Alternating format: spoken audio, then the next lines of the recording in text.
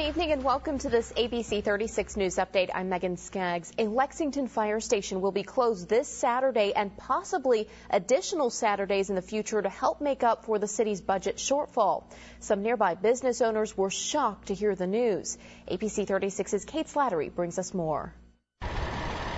In seconds, fire can consume a structure or even take a life.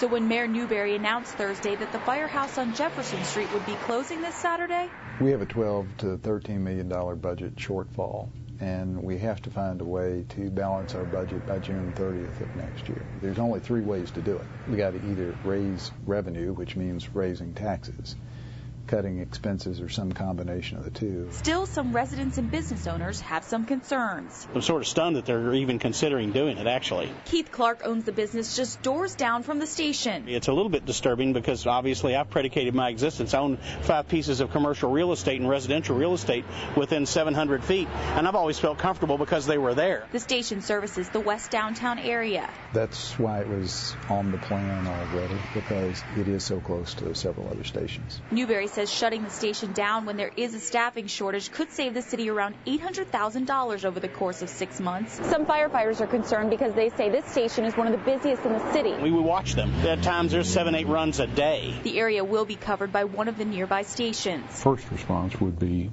a different unit, but in terms of time, there's very little time difference. That's a very busy fire station. They make 2,000 plus runs a year to these apartments across the street. The mayor says it will only be shut down on days when there is a staffing shortage. In Lexington, Kate Slattery, ABC 36, your local news source. Mayor Newberry says it is one of many cutbacks the city will have to make to deal with the city's budget shortfall.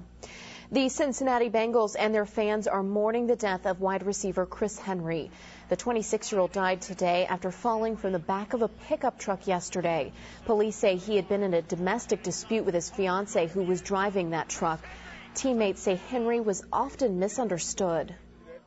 A lot of speculation about who Chris was, but the only guys that knew Chris and knew how big of a heart he had, how kind he was, how gentle and soft of a heart he had were the guys that are in our locker room, the guys that were close to him.